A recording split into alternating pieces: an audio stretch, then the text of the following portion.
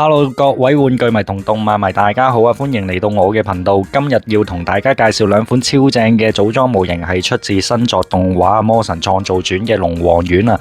呢個龍神丸嘅強化版呢，型到爆燈啊！fans 呢一定唔可以錯過啦！魔神創造傳係魔神英雄傳嘅全新傳承啊！主角呢，星報道呢係一個想做網絡紅人嘅小朋友。佢咧突然咧就被召喚到去異世界啊，就報界做救世主喎。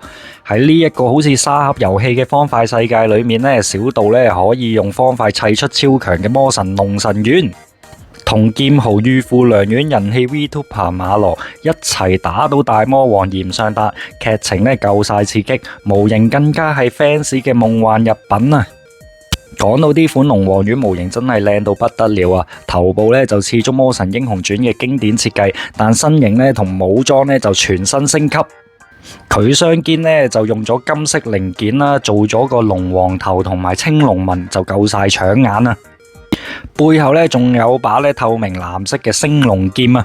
最正咧係佢用咗共用嘅骨架，3至4頭身比例，可動範圍咧就超廣闊，仲可以擺出劇中嘅必殺技 pose 添啊！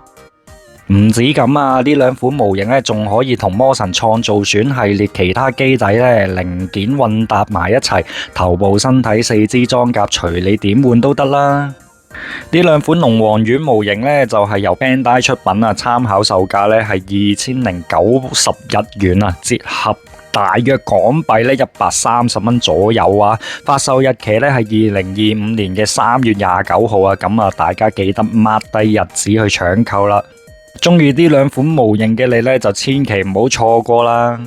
好啦，今日咧介紹到呢度啊，如果中意呢條片嘅 like、share 同埋訂閱我嘅頻道，下次見，拜拜。